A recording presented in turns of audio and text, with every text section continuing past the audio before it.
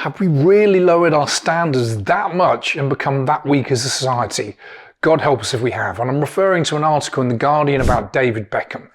David is in his underwear for a photo shoot with Boss and looks pretty good, to be fair, considering he's approaching 50 years old. But the writer of the article has adopted a rather scornful, almost envious tone to his writing and ultimately suggests that Beckham is making the average 50-year-old feel bad because they have a dad bod. Now, there's a lot to unpack here, but let's start with this. Firstly, and this is no slight on David, the pics have been touched up. 100%. Enhanced, he's tanned, there are shadows and lighting to make him a lot better. They've been taken by a world-class photographer.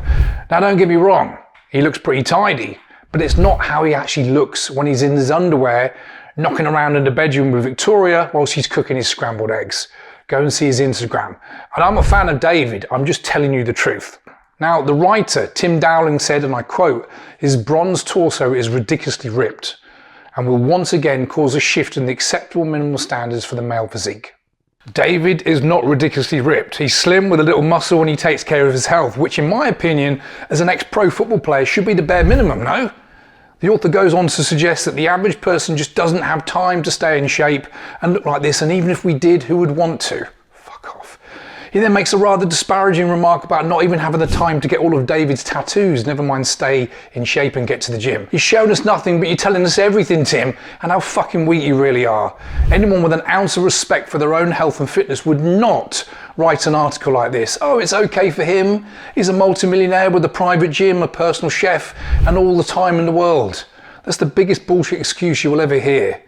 We all have time to work on our health. 30 minutes a day and to not eat like a total dickhead is all it takes. I'd wager that the time spent writing that article, Tim, would be better spent controlling your food. Look, I could go on, but I'll end with this. How about we write a positive article about someone that's taking care of his health?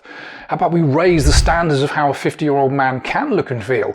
Wouldn't that be a novel idea instead of a scornful, satirical angle designed to make the average person feel normal? Quite frankly, it's a shocking piece of journalism, but what else can you expect from the mainstream media these days?